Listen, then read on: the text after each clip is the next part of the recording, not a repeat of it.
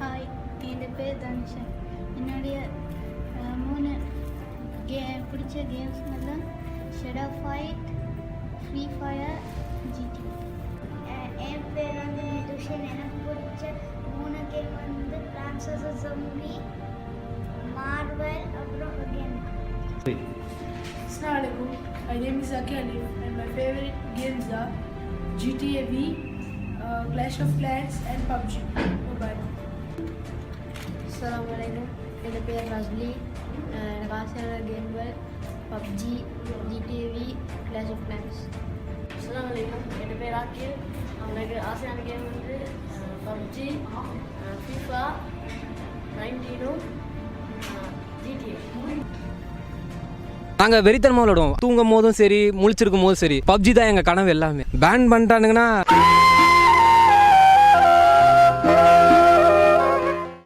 ஸ்கூட்டில் ஒருத்தனை கூட்டு போகிறோம், பின்னாடி ஹெட்ஃபோன்ஸ் போட்டு பப்ஜி ஆடிட்டு இருக்கான். ரொம்ப மோசமாயிடுச்சு ப்ரோ. ஆனால் பப்ஜி நிறுத்திடலாம் முடியல. அதில் பேங்க் பண்ணால் சும்மா விட மாட்டாங்க. எங்கள் ஏரியாவில் ஒரு 4-5 பசங்களை இட்டுன்னு போயிட்டு வீட்டை வந்து உண்ணாவிரதம் இருப்பேன். பப்ஜி பேங்க் பண்ணனா கோயிலமாக சுத்த வேண்டியதான். பப்ஜி ரிலீஸ் பண்ணுங்க அப்பெல்லாம் சும்மா விட்டுற மாட்டேன். பப்ஜியெல்லாம் புதுசாக ஜாம்பி ஏதோ கம்மின்னு வருது ஏதோ சொல்கிறாங்க, மிலிட்ரி பேஸ் தாண்டி. சரி, நானும் போய் நீச்சல் வச்சுன்னு போய் அந்த இதில் பார்த்தா 2 ஜாம்பி செத்துக்கிறது. அந்த மாதிரி எதனா ஜாம்பி கிம்பி கொண்டு வந்தால் பப்ஜியில் ரொம்ப நல்லா இருக்குன்னு நினைக்கிறேன். அசால்ட்டாக பார்த்தா அந்த பொண்ணு ஹாயின்னு காமிச்சேன், பட்டு அந்த பொண்ணு ஹாயின்னு காமிச்சு. அப்புறம் பொண்ணு பேசி எங்கள் வீட்டாரெல்லாம் கண்டுபிடிச்சேன். அப்புறம் ஃப்ரெண்ட் ரிக்வெஸ்ட் கொடுத்து பார்த்தா நெட்டு கிடைக்கல எனக்கு. அடங்கப்பா, இது உலக நடிப்புடா சாமி. அது ஒரு டைம் பாஸ், அவ்வளோதான். நைட்டு ஃபுல்லாக எல்லாம் ஆன்லைனில் தான் இருக்காங்க. பப்ஜின்னு சொல்லிட்டு கொஞ்சம் ஒரு 5 நிமிஷம் டைம் கிடச்சா கூட ஃபோனு கைமா நின்று இருக்கானுங்க. ஆஃபீஸில் ரொம்ப ஊறி போயிட்டாங்க. அது கொஞ்சம் கண்ட்ரோல் பண்ணால் நல்லா இருக்கும். பேன் பண்ணால் இன்னும் பைத்தியமாயிடுவானுங்க. பேன் பண்ணணும். எங்கே பார்த்தா அதான் விளையாடிட்டு இருக்காங்க. அதுவே அடிக்டாக இருக்கக்கூடாது. ஏன்னா ஆல்ரெடி 90 கிட்ஸ் கேட்டாலும் தெரியும்.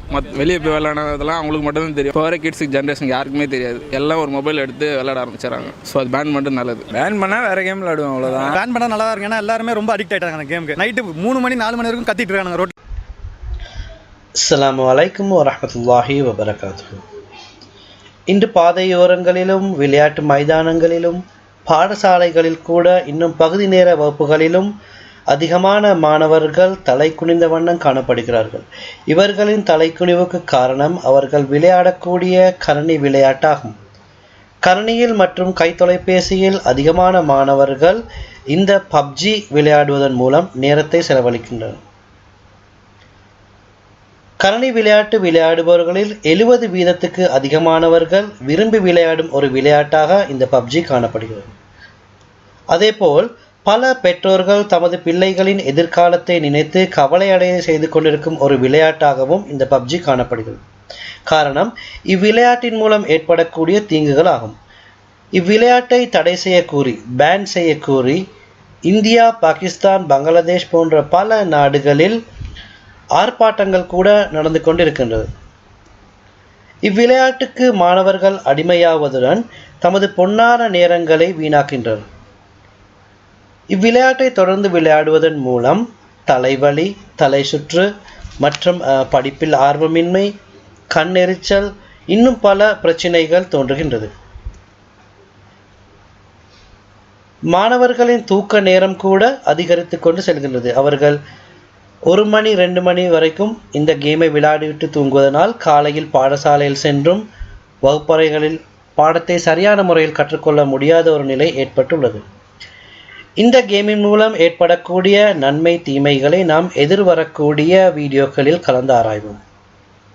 இப்போது நாம் இந்த பப்ஜி என்று சொல்லக்கூடிய இந்த கேமின் ஆரம்பத்தை பற்றி நாம் இந்த வீடியோவில் ஆராய்வோம். 1976ஆம் ஆண்டு அயர்லாந்து நாட்டைச் சேர்ந்த பிராண்டன் கிரீனி என்பவரால் இந்த விளையாட்டு அறிமுகப்படுத்தப்பட்டது. ஆனால் இந்த பிராண்டன் கிரீனியின் பிரதான தொழிலாக கிராஃபிக் டிசைனிங் மற்றும் ஃபோட்டோகிராஃபி காணப்பட்டது. ஒரு சிறந்த ஃபோட்டோகிராஃபராக இவர் காணப்பட்ட போதிலும் இவருக்கு கிடைக்கக்கூடிய அனைத்து நேரங்களிலும் கம்ப்யூட்டர் கேம்ஸ் விளையாடுவதிலே செலவழித்து வந்தார். பிரேசிலை சேர்ந்த டயானா சைமன் என்பவரை மனம் முடித்து ஒரு குழந்தைக்கு தந்தையும் ஆனார். ஆனால் அவர்களது திருமண வாழ்க்கை நீண்ட நாள் நீடிக்கவில்லை. விவாகரத்தை பெற்ற இவர் வாழ்க்கையில் விரக்தியடைந்து பொருளாதார பின்னடைவுக்கு உள்ளாகி தனது நாடு திரும்ப விமான டிக்கெட் எடுப்பதற்கே கஷ்டப்பட்டு ஒருவாறு நாடு திரும்பினார். அதன் பின் அவரது தொழிலாக வெப் டிசைனிங்கை தொடர்ந்தார். வெப் வடிவமைப்பாளராக இவர் வேலை செய்தாலும் கணனி விளையாட்டை விளையாடுவதை இவர் நிறுத்தவில்லை. அக்காலத்தில் அவருக்கு மிகவும் பிடித்த கணனி விளையாட்டுகளாக பிளாக் ஹாக் டவுன் மற்றும் அமெரிக்கா ஆர்மி டெல்டா ஃபோர்ஸ் போன்ற விளையாட்டுகள் காணப்பட்டது. இவ்வகையான விளையாட்டுகளை விளையாடும் போதே இவருக்கு தானும் ஒரு கம்ப்யூட்டர் கேம்ஸ் தயாரிக்க வேண்டும் என்ற ஆர்வம் தோன்றியது. அதேபோல் 100 பேரை கொண்ட ஒரு குழுவை ஒரு தனிமையான தீவில் இறக்கிவிட்டு அவர்கள் ஒவ்வொருவரும் தனக்குள்ளே அடித்துக்கொண்டு இறுதியாக ஒருவர் மீது இறுதியாக மீபவரே அந்த கேமில் வெற்றி பெற்றவராக கருதப்படுவார். இப்படியான ஒரு கதை அம்சத்தை கொண்ட ஒரு படம் தான் பேட்டில் ராயல் என்று சொல்லக்கூடிய ஆங்கில திரைப்படம். இந்த பேட்டில் ராயல் திரைப்படமே பப்ஜி விளையாட்டின் கதைக்களமாக உருவாக ஆரம்பித்தது. வெப் டிசைனராக கடமையாற்றிக் கொண்டிருந்த இவர் சானி ஆன்லைன் கேம்ஸ் மற்றும் கினோ கேம்ஸ் போன்ற நிறுவனங்களிலும் பணியாற்ற தொடங்கினார். இதன் போது இவர் கேம் டெவலப்பராக இவரது திறமை வளர்ச்சி அடைந்தது. பின்னர் தானே ஒரு நிறுவனத்தை நிறுவி ஆரம்பத்தில் 30 வடிவமைப்பாளர்களையும் பின்னர் 70 வடிவமைப்பாளர்களையும் கொண்டு அதிகரிக்கப்பட்டு முதலாவதாக பேட்டில் கிரவுண்ட் எனக்கூடிய கணனி விளையாட்டு அறிமுகப்படுத்தப்பட்டது. 2017 ஆண்டு டிசம்பர் 30 பப்ஜி விளையாட்டு அறிமுகப்படுத்தப்பட்டது. ஆனாலும் 2018 ஆண்டு பிப்ரவரியே கைத்தொலைபேசி ஆண்ட்ராய்ட் மற்றும் iOSற்கு இவை அறிமுகப்படுத்தப்பட்டு உலகில் இருக்கக்கூடிய அதிகமான பாவனையாளர்களால் விளையாடப்பட்டு கணனி விளையாட்டுகளிலே அனைவராலும் விளையாடக்கூடிய ஒரு விளையாட்டாக மாற்றமடைய தொடங்கியது. Best PC game of the year, best action game of the year, sport game of the year, trending games of the year, இது போன்ற இன்னும் பல உயர் கணனி விளையாட்டுகளுக்கான விருதுகளையும் இந்த பப்ஜி கேம் வென்றது. இன்று இந்நிறுவனத்தின் பொருளாதார பெறுமதி 200 பில்லியன்களை விடவும் அதிகமானது. 200 பில்லியன் அமெரிக்க டாலர்களை விடவும் அதிகமானதாகும். இந்த பப்ஜி 2 வகையில் காணப்படுகின்றது. ஒன்று பேட்டில் கிரவுண்ட்ஸ் மொபைல் மற்றும் லைட் எனக்கூடிய 2 வகைகளில் காணப்படுகிறது. பிளே ஸ்டோர் மூலம் அல்லது ஆப் ஸ்டோர் மூலமாக எங்களுக்கு இந்த பப்ஜியை டவுன்லோட் பண்ணலாம். டவுன்லோட் பண்ணுறதோட அப்கிரேட்ஸ் கேட்கும். ஒவ்வொரு வெர்ஷனிலும் ஒவ்வொரு அப்கிரேட்ஸ் கெப்பாசிட்டியோட காணப்படும். அதற்குரிய அப்கிரேடை கொடுத்ததோட நாங்கள் கேமு லாக் ஆகணும். கேம் லாக் ஆகுறதுக்காக வேண்டி ஏற்கனவே எங்களுக்கு ஃபேஸ்புக் அக்கௌண்ட் இருந்தால் அல்லது ட்விட்டர் அக்கௌண்ட் இருந்தால் அதன் மூலமாக லாக் ஆகலாம். அப்படி அக்கௌண்ட்ஸ் இல்லைன்னு சொன்னால் கெஸ்ட் அக்கௌண்ட் மூலமாக லாக் ஆகலாம். இந்த பப்ஜி கேம் எப்படி விளையாடுவது, அதே போல் இந்த பப்ஜியால் என்ன தீங்குகள் ஏற்படுகிறது, மாணவர்கள் எப்படியாக இதுக்கு அடிமையாகிறார்கள் என்பது பற்றி நாம் எதிர்வரக்கூடிய லெசனில் பார்ப்போம். அஸ்ஸலாமு அலைக்கும் வரஹ்மத்துல்லாஹி வபரகாத்துஹு.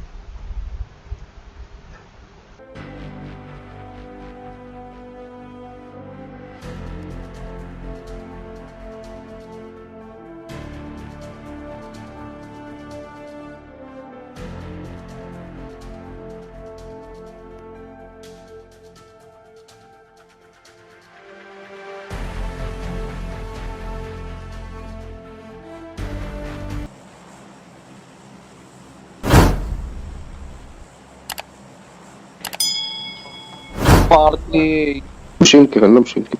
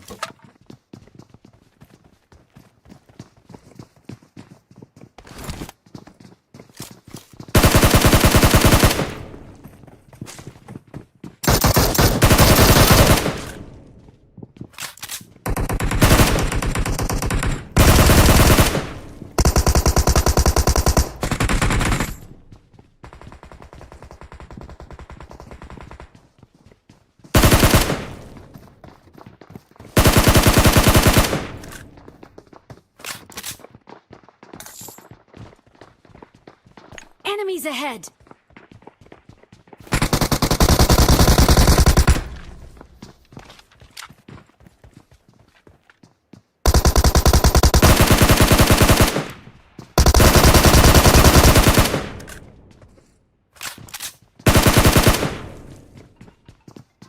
Excellent work! Enemies ahead! Okay. Enemies ahead!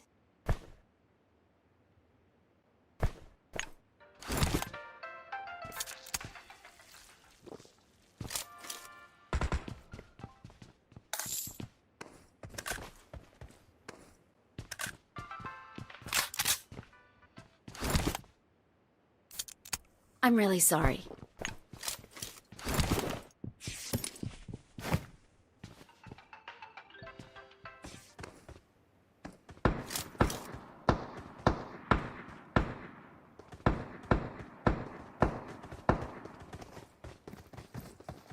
Enemies ahead!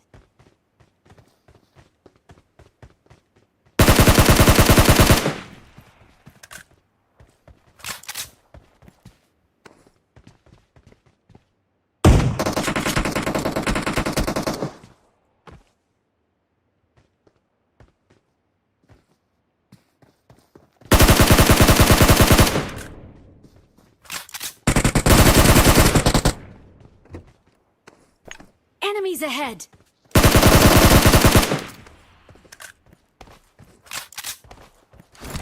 Excellent work! Excellent work!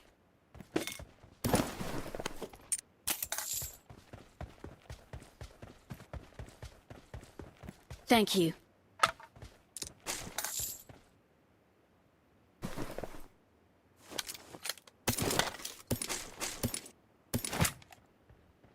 Enemies ahead!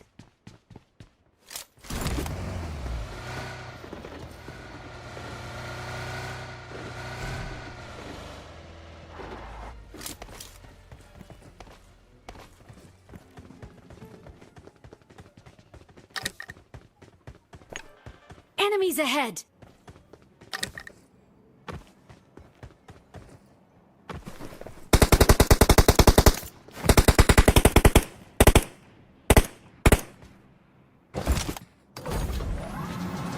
Let's go!